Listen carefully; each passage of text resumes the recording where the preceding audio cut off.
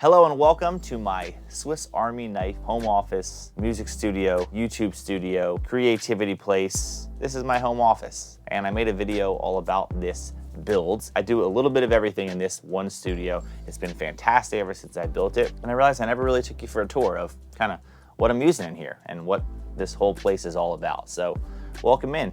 Let's get started. If you are new here and you don't know who I am at all, first of all, welcome. But second of all, there are a couple of main things that I do on a regular basis. One of them is video production. I own a video production company, so we do video editing and shooting. I also am a worship leader and a musician, so I do a lot of music production stuff, whether it is actually recording or whether it's editing music, whatever it is, and making YouTube videos for that channel. And then I also obviously have this YouTube channel, as you see here, and I make YouTube videos down here as well, depending on what type of topics they are. Sometimes it's reviews, sometimes it's tutorials, training. I've even made courses down here. This is the desk. This is the main place that I spend most of my time when I'm here. So we'll just start here and just kind of walk you through a little bit of what my setup is. From a desk perspective, it doesn't get much more basic than what I got here. These are just IKEA desks, super cheap. Nothing fancy. They're black so that I like them. They're dark and I like the dark look better. I am a person though that definitely likes very clean setups. I try to clean my office every single day that I'm done with it. Usually my desk looks like this on a regular basis. I don't like stuff all over. It drives me crazy. So I try to keep it as clean as possible. Usually my computer there, my iPad there, and it's nice and simple.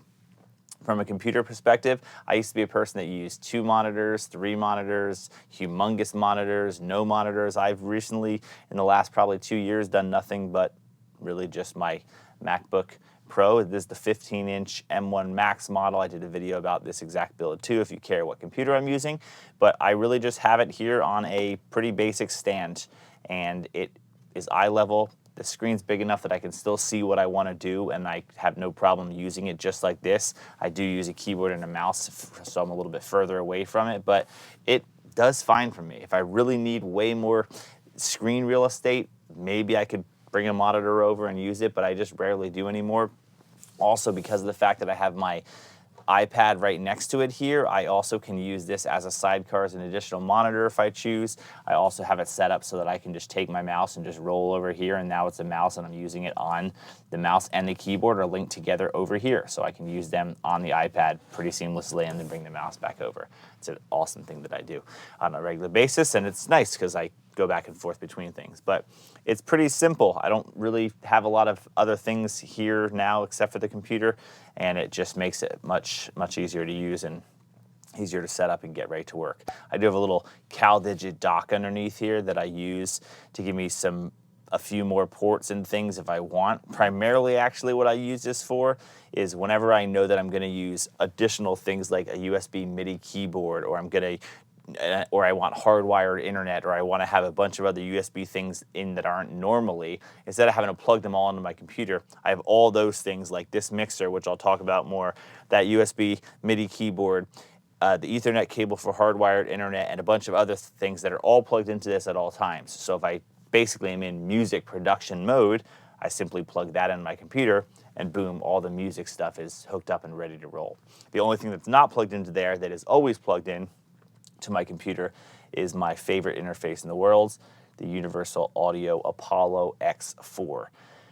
This is what I use for all my recording, but it's also what I use to power the monitors and to be able to listen to audio in a very, very high quality manner. I love audio. I love really good sounding speakers and really good sounding stuff. So I use this all the time when I'm in the studio, listening to music, editing videos, whatever it is. So absolutely love this interface.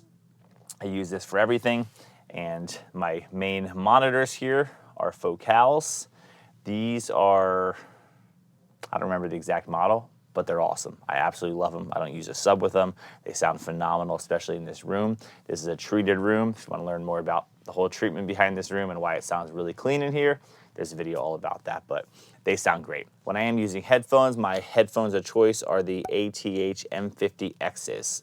Myself and all of my editors or people that work for me all have the exact same models. We love these. They're very, very accurate for the cost. For 150 bucks, I think they are, maybe 200 bucks. I think these are some of the best headphones you can buy at that price point. And so we all use the exact same headphones, so we're modeling and referencing the same quality. when we're mixing audio and all that as well. So I really like these.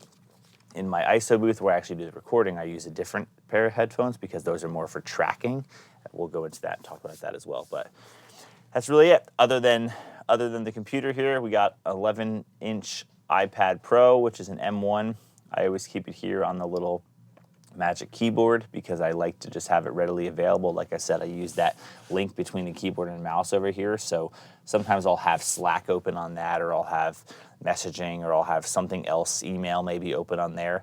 So instead of just using this as a secondary display, I really just use it as a purpose for a single app most times. And then if I need to pop over to it quickly, I love that I can use this same keyboard and mouse to move over. Instead of having to go over here and do this and reach over and type, which is obviously awkward, it's such a great feature when you use Apple Everything, because I can fly over here, use my mouse just like I'm used to at this spot. It's such a cool invention. I don't know how they made this so seamless. It really is awesome. So I like having my iPad there because I can just quickly access it. Mouse-wise here, I'm using a MX Master 3S mouse. Absolutely love this mouse. I need to do another full review of just this mouse because it's my favorite mouse in the world. And anytime that I see anyone using any mouse that's not an MX Master, it's comical that there's some people still using Apple's mouse that you plug into the bottom. Like, if you're one of those people, you need to get your stuff together. It's the best mouse in the world, and I use it and love it. And then I also use the Logitech. I believe this is the MX Keys for Mac. Love this keyboard too. I love the way it looks. I love the way it types. It's very soft. It's not super loud. Lots of good function keys. 3 different Bluetooth settings, so I can instantly use this keyboard if I chose for the computer next to me or whatever I wanted to do. Primarily, I just use it for this because it does the keyboard sharing. I don't have to make it, compatible with the iPad. You can't talk about an office setup without talking about the chair. I think the chair in a person's office is the most underappreciated. It's kind of like your mattress. Like, if you work in an office, you're working in an office 70% of the days in a year, or 80% of the days in a year. You're sitting in an office chair a lot. And I highly recommend that if you don't have a good office chair, you consider buying one. This is not even a super, super high-end chair, but this is about a $800 or $900 chair. This is the Herman Miller Sail. I can't tell you enough how important it is to have a good chair. It's obviously good for your health, your posture, and all that kind of stuff, but it's also just good to have a comfortable chair if you're sitting at it for a long period of time. I absolutely love this chair. It's very, very comfortable. It's minimal. When you sit in it for the first time, you can definitely feel the difference between just the comfort of the chair. Highly recommend you have yourself a good chair. I've had this one now for 4 years now, maybe, and it still feels as great as when I bought it. No issues whatsoever, and I'm a big fan. Nothing really too much to it. It can recline, it can lock, it can do whatever you want, but primarily I have it just in regular mode like this. Comfy chair. Get yourself a nice chair. In all my light bulbs, so these 4 that are on my desk, as well as another one that I have somewhere else, I use like Hue light bulbs, so I can obviously change the color. So if we're making YouTube videos, I can change the background colors and all that. All the other light bulbs in the actual office are just daylight balanced, so those are just for everyday daylight. But if I want to do something unique with lighting on any specific video that I'm making, I can just change any of the colors of all the main bulbs that are usually in the background of shots. You will notice around the whole studio that there's lots of guitar hangers. I wanted that for 2 reasons. First of all is the obvious, the fact that I like the way the guitars look hanging on the walls, but I also just like having hangers all over the place, because when I do have some musicians here, whether we're recording or doing something else, it's nice to just have hangers everywhere that they can put their instruments up on, because when you're walking around a studio or doing something or switching instruments, it's nice to not have to go find your case and put them away. So I have lots of hangers all over the place. Plus they look nice, so I rotate them all the time, but really, I only use a couple of the guitars on a regular basis. So in terms of internet, this is something that a lot of people actually are curious about: what type of internet I have, the speeds I have, and even the router that I have. I won't go into tons of detail. Maybe I should do a video specifically about that if you're interested about it. I super, super overpay for internet because in my area at the time when I signed up for it, there were very few options with the kind of fiber internet that I needed for upload speed and download speed. So I pay an astronomical amount of money, and once that contract's over, I now have other options, so we'll see what happens at that point. But I do have a fiber internet. And the way that I have it set up is I actually have the main fiber set up in a different spot of my whole house. And then I have hardwired coming all the way down to what is the first access point in my whole internet setup, and I use these Orbeez. I previously was using like the Google Wi-Fi routers and all that, and they worked fine for coverage, but they could not handle the speeds I was throwing at it. So I did some research. I ended up going with these. These have been incredible. They were very easy to set up. They're very, very fast internet speed wireless. It's the fastest I've ever found in terms of being as close to hardwired as possible. So I actually have it all the way hardwired to this main spot here. And then I have 3 other satellites around my house, but I actually have them all hardwired to each other so that I'm able to have very consistent, super fast internet everywhere in my house, and it's not losing signal from here to there to losing it to there, and then by the last, router, it's slow. So they're all hardwired to each other, and then I have as fast internet everywhere in my house and including out on my patio and everything. So that works really, really well. My current speeds that I can get are I have 500 download, 500 upload, but it's a dedicated fiber line specifically hardwired from the company to my house. So what's good about that is it's not a shared fiber network, which is why I spend so much money. I will say it's been great internet. I've had like literally never a time where the internet was like down or speeds were for some reason slower. I used to have that issue all the time with previous fiber networks where it'd be, 1 gig down and 1 gig up, but then at times of the day it would be 300 and 200. This has been rock solid. So very expensive, but it actually works, and not expensive because I'm like a diva, but expensive because I didn't have any other options. It's good internet, but those things work really well. Orbeez, that's my internet setup. I keep my headphones cleverly hanging on my SM7B, which I have on just a boom arm to come over here. Most of the time what I'm using it for in this position is Zoom calls or podcast recording or something that I'm not like literally doing music for. When I'm actually recording like music and vocals, singing, I do that in my ISO booth, which I'll show you in a second. But I always have this mic on here in case I need to do a quick conversation with someone or I want to do a podcast recording or whatever. I just have this here. I also will use this to talk to the people in the ISO booth as well if we're doing some recording with them. So I just kind of always have it here readily available. It also serves as a nice headphone hanger, which I like. When we bounce to this side of the desk, you'll see that I have a Studio Live 32SC here. Now, primarily what I use this mixer for is live music stuff. So if I'm doing a live worship event or I'm doing a live gig of some sort, this is what I primarily use as my mixer, obviously, for that. That's really its sole purpose.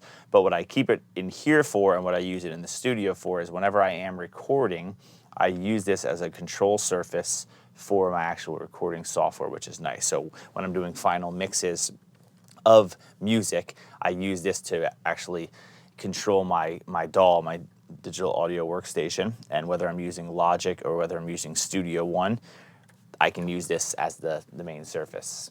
So the nice thing about this is it just can be a surface. Like I don't have to actually use this to record. I still will record all my main inputs in the Apollo X4 like I talked about because that sounds phenomenal. The preamps are great and everything about that is great. But I can use this to just have some physical faders because when I do mix an actual music production thing, I don't like just clicking mouses on faders. It just doesn't feel natural. So I like being able to have this because I can switch between all my layers and have all my different things and mix. I don't use this to mix audio for video. I will still just do that directly in Final Cut.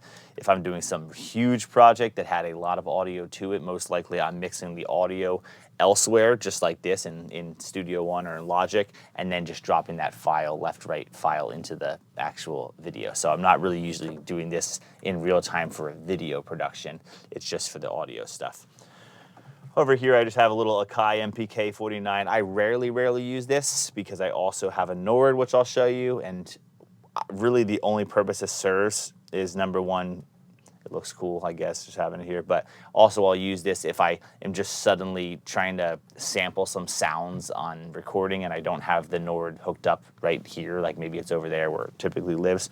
I'll just do this to sometimes sample sounds and get a feel for kind of what the sound is, but it's rarely used and I haven't used it in a while. It's not weighted or anything, so I'm not going to play it. It's really just for that purpose. All right, and spinning around this way, we have another computer here. This computer serves one purpose and one purpose alone. This is actually where the server lives for my video production company, as well as all the kind of base station for importing all the files and stuff when we do a video shoot. So really this computer sits here and never really has anyone working at the computer, but anytime you get back from a shoot, we will import all the footage. I use this nice little docking station here, which I've done a video about. Super convenient because I can put a lot of SD cards in at one time. So whoever shot whatever we just went and filmed will come here, basically import all the footage into Final Cut and onto the server and all that kind of stuff, and then it's readily available for any of the editors on the actual server, which is great. The other cool thing about the way we have this set up is we use a program called Splashtop on the actual computer itself, so we can remotely get into this computer anytime we want. And where that's actually convenient is, since this is kind of next to me at my desk, if Ben or someone else is filming and needs to import footage, he can really just come here, put all the SD cards in here, and then walk back to his desk, open up the Splashtop application, and just control this computer remotely and do all the stuff that he would do without having to, be crouched next to me or me not be able to get to my desk. So that works really well. I also have remote access to it as well, so if for some reason there's some file that we need to get that's not on the server but it's on the desktop, we can just remote in, move things around. I also forgot to mention that with my iPad, but I do that same thing on this computer. So the great thing about Splashtop is it's an application that lets you remote into any computer. And I can actually take my iPad if I'm on the road or if I'm at Starbucks or something, and I suddenly need to do something on my computer that is not cloud accessible, or it's not necessarily video editing. Like, I'm not going to screen share and use my iPad for Final Cut on my Mac. That doesn't make sense, but there's tons of times that maybe I am exporting a video on my computer here and it's going to take a little bit, and then I leave the office, but I wanted to make sure that once it's done uploading, I put it on Dropbox or on YouTube, whatever it is. Lots of times, Ben or myself will, in my car, open up the iPad, remote share into one of these computers and just use it. It works seamlessly. You literally feel like you're using the computer, and it's awesome. So I really, really like that because it's much more convenient than having to worry about bringing my computer everywhere, because I don't always carry my computer with me. I have started to use this space a lot more for YouTube videos, and I kind of designed it so that it was easy to be able to make those videos, because I think that the less I can make myself think about the process of making a video and get right to it is better. I basically will just take this table, set it up like this. I'll move the light into place, the camera into place. I use a small HD monitor so I can kind of see what I'm doing. And I will just record. If Ben's helping me as well, we'll do another camera angle. But then that way I have a nice clean setup in the background. I can change the hue lights to be a certain color and just be able to record videos on a regular basis and not have to overthink setting up a whole YouTube setup just for a video. If we're gonna do something obviously more intricate, then maybe we will change something in the background a little bit or move some things around. But for the most part, it's designed so I can go from working to flip around and making a YouTube video and not have to, think too hard about that side of things. So that works good, and that's why this table's here. It's usually empty because I don't really want to have to move stuff off it, but it also works if I am note-taking or something on my iPad. I can just use the empty table and not have to do it on that table. So that's how we do it. Now, I can't have all these guitars hanging up here and not tell you what models they actually are and what I use on a regular basis. We'll make it quick in case you're not a musician, you don't care about this kind of stuff, but I have a few main guitars.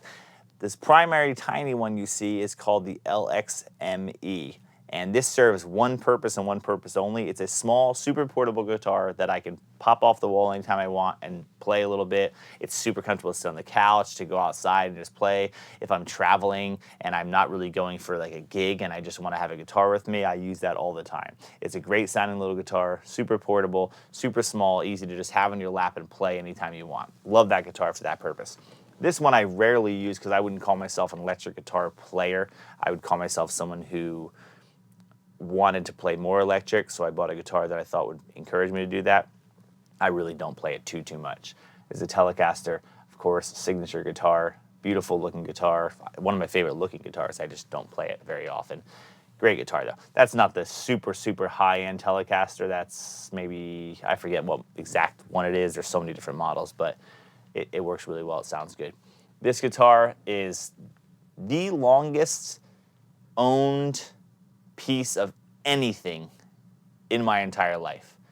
I have had this guitar since I started. This was my first kind of expensive guitar I ever bought back in probably 2001, maybe 2002. This is a Takamine EAN 45C, right? Yeah, 45C. You can't, I don't even think you can get this guitar honestly anymore. But I initially came across this specific model because I was a big Howie Day fan years ago, and he had a lot of these Takamine models, and he did a lot of looping, so he banged on the guitar a lot, and I really loved it. I loved the fact that it had no markings on the frets. It was just completely clean. It sounded really good for the type of stuff that I did, and I use this for basically most of my touring career as a musician. It has been damaged significantly. I dropped it once, the whole entire top cracked and like came off, and my dad helped me glue it back together basically. It still works amazingly. It still sounds great. I rarely ever play this guitar. Like, I don't bring it out and play it very often anymore, simply because I love my new Martin better. But that guitar is just such a classic. It's been such a trooper of just basically, I've probably played hundreds and hundreds and hundreds of gigs, traveled around the whole country with that guitar, and it's like a rock star. I can never get rid of that guitar. And this guitar here is the Martin M36. I got this guitar about 7 years ago or so. I bought it used, and if you've ever bought a guitar before, you know that you just know it's the guitar when you pick it up and play it. And especially when it comes to guitars, you could buy the same model and they all are a little bit different. They sound a little different. They feel a little different. There's something different about them. When I picked up this guitar, I randomly had gone into a music store to buy guitar strings, and this guitar was there. And I had been looking at this model for a long time because I really loved the fact that it had no cutaways. It sounded phenomenal. It was a big enough body that it had warmth and bigness to it, but it didn't have so much warmth like a Dreadnought that you couldn't cut through with a band as well. So anyway, I found this guitar and I had to buy it. I bought it right away. I've used it. This is now my main guitar. I use it for everything that I do, and I'm obsessed. It's just a beautiful, beautiful guitar. Sounds phenomenal, plays phenomenal. Everything about it is awesome. And because we live really close to the Martin factory, Nazareth, PA, every Martin is made about 45 minutes away or 40 minutes away from where I live, which is pretty awesome, the main factory. So it's great. I almost forgot. Maybe you didn't see this little guy right here. This is my Lego guitar, the Lego Strat. I built this. I felt pretty happy about that build. It's such a cool little thing. Like, Lego makes some cool things, but I saw this and had to get it for my studio because I felt like it's just like so perfect. It's got a little amp, a little pedal board. It's so cool. They make like a grand piano one too that I really want to get because it would look so good for this setup. It's fun. Super random, but I think it looks awesome. So that kind of sums up this part of my office. Let's call this corner number one. This is the main area that I spend most of my time. All the computers, all the iPads, all the tools, all the mixing, all the stuff usually happens here. All the other areas of my office are designed for other purposes, like creativity and learning and golf, relaxation, all that stuff. Let's move on and keep going. So my desk is right there. Right next to my desk here is probably the newest addition to my studio and the one that I'm most excited about, and still have failed to do what I really wanted to do when I said I bought it, but still plenty of time. This ain't going anywhere. This is my Nord, and I've always wanted a Nord, which is weird because I don't even play keys. Like, I'm not like a keys player, but I love Nords. I think they look awesome. They sound amazing. I actually bought this for two reasons. The first reason is I really wanted to be inspired to learn to play piano better. And you may say that's a really stupid excuse to buy a keyboard this expensive for that purpose, but I've always believed if you are trying to learn something new and you want to take it serious, one of the best ways to motivate yourself to do that is to have gear that doesn't limit you, right? If I were to get a really crappy keyboard, or if I were to basically just use my little MPK controller and start to try to learn, because the experience is not that good, the feeling is not that good, it's small, I don't feel like I'd be very inspired to even sit down and play it. And I wanted to have this to be able to say, no computers necessary. I can turn it on, put headphones on, play. It sounds great, feels great, and inspires me to play. That's absolutely been effective in me wanting to play it more for sure. The second reason I got it, and actually is more of the reason I spent money on the Nord, is because I do a lot of worship stuff, as you may know. But one of the things that I do is outside of the local church, I do some events, I do some worship retreats, and I always bring a group to lead worship for those retreats. And most times I found that the people that I'd be bringing didn't necessarily have great gear. They had, a MIDI keyboard or something that they would use at home and it worked great, but they always had to bring their laptops, or I had to bring my laptop, so we had to hook things up, and it was just kind of bulky and annoying. And I figured I really wanted to buy something that we could just use at all these events. But if you are a really good keyboard player and you're used to, gear, I have to make sure that they have something that they really would want to play so that they would be okay not bringing what they have and use this instead. Everyone loves a Nord. So as soon as I got this, the only people more excited than me were all the keyboard players that play with the Shelter Collective, because they were so pumped and they were able to just start playing with it right away. They love it. It works great. I keep it here. I try to keep it on most of the time, unless I'm going to be gone for the weekend or something, but because I want it to be inspiring. I want to walk by it, see it on, ready to play, and just play. It's a beautiful, beautiful piece of gear. This specific model is the Nord Electro 6 HP, the 73 key. This is the hammer action weighted one, so it feels very, very nice. It's hammer action, super weighted, nice stuff. Nord makes great stuff, obviously, but it feels great. It's also compact enough that I can just pick it up and I can put it in a case and bring it with me and not feel like it's this big, bulky, heavy model. So it's 73 keys instead of 88, but it really has all the main keys that you use on a regular basis, and all the keyboard players love it. So fantastic tool, and just so freaking pretty. What do you think? I do. All right, let's head that way. Over in this area, let's just call this the I need a quick 5-minute break / let's dream of the PGA Tour pursuit that maybe one day we'll get to. This is just a putting thing.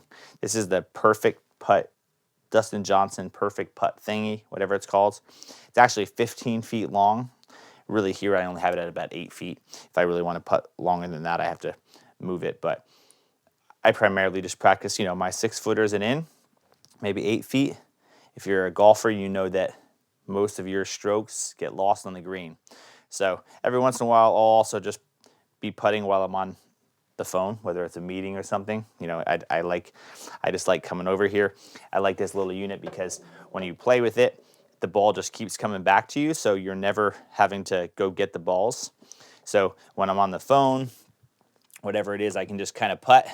I can just do my thing, and whether you make it or you miss it, the putt comes back, which is great. Because like for that I miss, for example, it comes all the way back. But if I make it in a hole or miss it, no matter what you do, the balls just keep coming back. So you kind of can just keep going. You never end the little cycle. Sometimes I'll just use one ball because I can just keep waiting for that one to come back. This part of my office specifically too is not actually super flat, which is why it kind of stops there. But a lot of times I'll just use one ball here or 2 balls, and I'll just putt and you never stop. So what's nice is you just kind of get some nice practice in. Really great for when you're on the phone. What I like about this specific putting green is that it has a very small hole as well, like half the size of a regular cup. So it really helps you to be accurate and practice. And the concept behind this specific thing, and the reason that there's that hill at the end, is because most people miss their putts short, and you can never make a ball that goes short. So the design behind this is that whenever you're putting, you naturally should always be aiming for 12 to 18 inches behind the hole, because you can't make the putt in if it doesn't get there. So this makes you hit the ball a little bit harder so it gets up.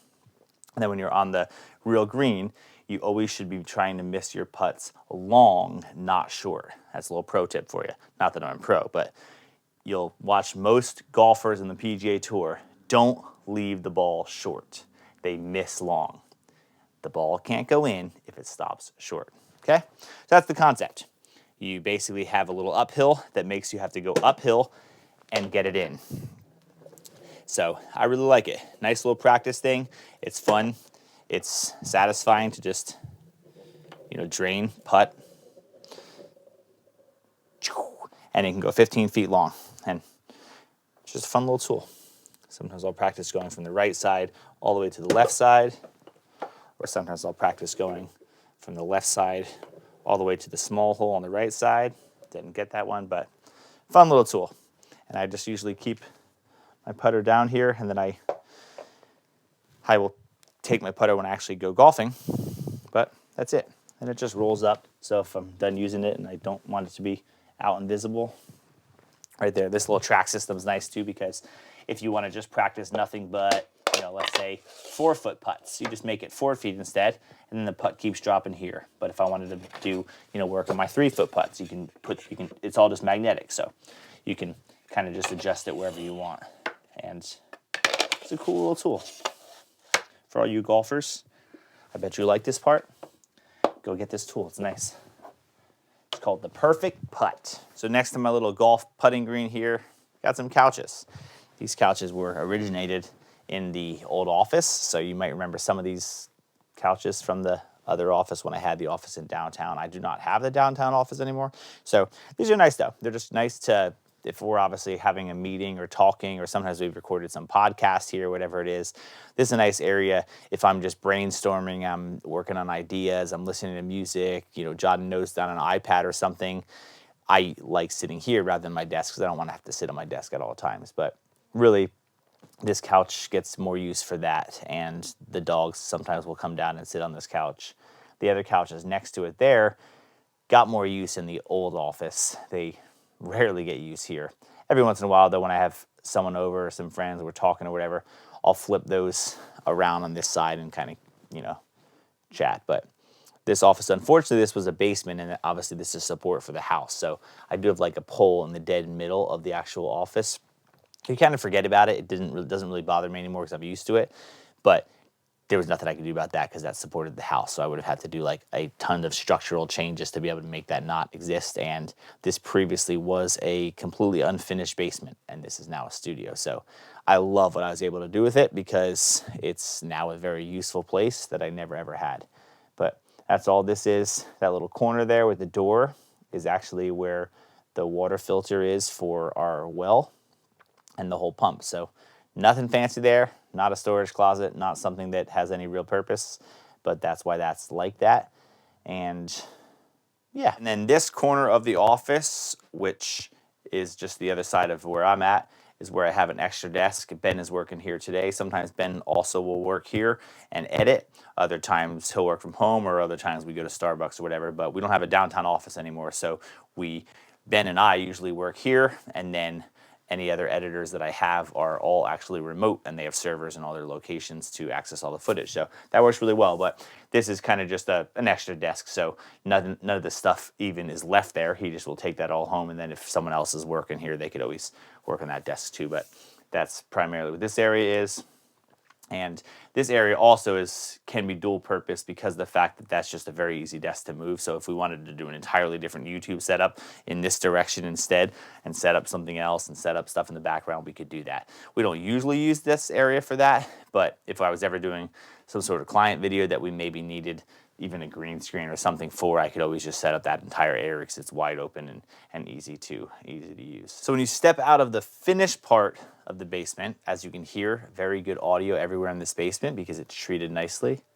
Go into a non-finished area and you can hear how different the actual sound is. This other whole half of my basement, which is the same size as this but unfinished, is just everyday house stuff that I have, storage and all that kind of stuff that a normal basement would have. This area is where I finished off, and this little square box you see right inside here is actually the ISO booth, which I'll take you in a second, where we do recording and really have isolation. And then here is just where I have tons of cables. So these are all random cables that I grabbed for whether it's recording studio stuff, whether it's when I go and do events outside of there, I just pull what I want. I have it all super nicely organized, XLRs and 1/4 inches and Ethernet cables and power cables and whole different stuff. So I had this nicely set up and nicely organized. This is just a big storage mess of a box. I'm one of those weird people that keeps boxes for a lot of crap that I buy. I don't know why, but I guess because I sell a lot of things too, I feel like I just keep it. So I still have like all my boxes that I keep from a lot of cameras and lenses. Then I have a bunch of random crap. This is a mess, nothing really fancy here at all. And inside here is a little bit cooler.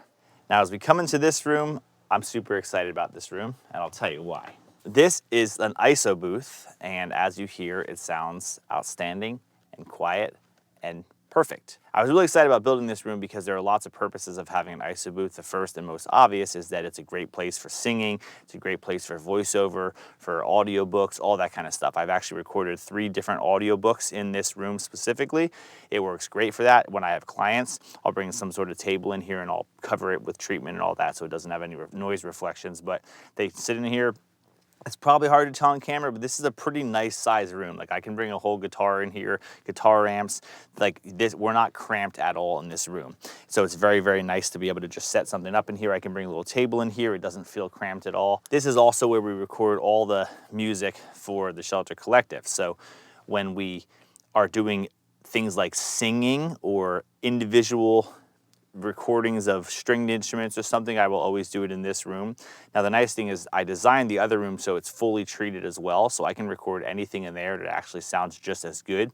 The beauty of this is that I can have someone doing their recording. For example, when I was doing the audiobook, they could be in here, really quiet, treated room. I can be in the other room, not having to wear headphones, listen to the recording. I can talk back and forth to them because I have talkback, to their headphones in here. And it's a nice thing because I can also have other people work in the office while we're still doing stuff in here. So it's been awesome having this room. I primarily just have, one microphone and a stand in here. And that's kind of, if I was doing singing stuff, it would just basically be in the dead middle here of the room.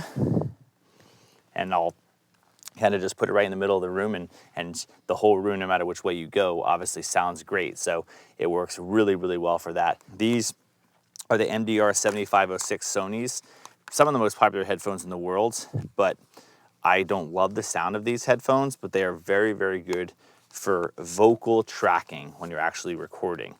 2 reasons. First of all is that they are very mid-rangey, and the voice in general is a very mid-rangey instrument, so it really makes vocals cut. So if you are using these for recording vocals, they are great to be able to really hear your vocals very, very well. They also do a pretty good job of isolating out the outside noise from a bleed perspective. They are really comfortable headphones. I really like these headphones. I just would never use these as point of reference headphones in terms of the accuracy of them, but I love them in here and they're super comfortable. The main microphone in here that I absolutely love is actually the Audio-Technica AT4050. I've used a lot of different microphones in a lot of different categories over all the years. And yes, there are absolutely better microphones than this, but I have found this to be one of the best all-around microphones in a lot of price categories that you can use. This is, I think, $1,000 microphone, if that. And it sounds outstanding. It is really, really good for male vocals, really good for female vocals, great for acoustics, great for voiceovers, great for kind of anything you want to do. Primarily, we use this for singing. So male and female singing vocals, and I will sometimes use it to mic acoustics. But I also will use my Schoeps MK41 for voiceover stuff. That also sounds incredible. I've done lots of talking about that microphone for video production, but we also will use that in here as well if we're doing certain types of application. But for singing and vocals, male or female, I think this microphone sounds phenomenal. If you are looking to build like your own studio and looking for a great first mic or good all-around mic that's not insanely expensive, I recommend you check this out. There are a lot of people that actually use this mic in a studio that you wouldn't even realize use this mic because you don't really know, and they have outstanding vocal qualities from this microphone as well. So it definitely is a mic I really like. And I have all the wires just running basically through a small little hole on the bottom that's going out to the other room. Then I have just a little Hue LED strip in here. But what's unique about this room specifically, where all the treatment comes from, is similar to the whole office. There are 2 layers of 5/8 drywall on the top. Foam and the goo, I forget, green glue, I forget what it's called. You can watch my other video about that. Then I have obviously treatment on these ceilings, and then I also have acoustic blankets. They're made by a company, they're called Vocal Booth To Go sound blankets. So we use these for video production as well, but I basically have those covering the wall as well. And the walls themselves also have acoustic treatment in them. So as you can hear, there is no reflection in this room whatsoever. So it is designed for that. Now, I don't always like that dead of a sound when I'm recording everyday instruments, so I would pull them out and do something in the other studio, which has very little reflection as well, but it has at least some existing. But this room, as quiet as it gets, and precise audio, and that's what this kind of room's for. And I love it. I love the fact that it's like this basement was made for me, because this random square was already built in the office. I'll show you a before picture right now of the basement. And as soon as I was gonna build the studio, I said, that should absolutely be an ISO booth, and let's build the whole entire office around it. That's what we did. This is that room. So that concludes my home office, music studio, YouTube setup, tour, all in one Swiss Army knife type of office. I love this place. It was one of the best investments I made. I actually built this whole thing during COVID. Not because of COVID, but because I realized, like, hey, I wanted to get more into some music stuff again. I wanted to start doing some more of that, and I realized the only way to really be able to have that kind of space is to be able to have something that's a little bit more isolated from the rest of the home, so you can do stuff in it. And it's been great. I absolutely love having it. It's nice having a place that I can work at, do music at, sound good at, do YouTube videos, and just have a good overall place. I don't have to worry about anything else. So anyway, hope this was enjoyable to you. This is not something I normally do, but I figured I should do it because, you know, this is a pretty important space to someone. Maybe this gave you some ideas of some things that you want to do in your office. If you want to know anything specific about anything I mentioned and you want some more detail about it, or you'd like potentially another full in-depth review of a specific product I mentioned, comment below. I'd love to know, and maybe I can do those. Thanks for watching. I'll see you guys real soon.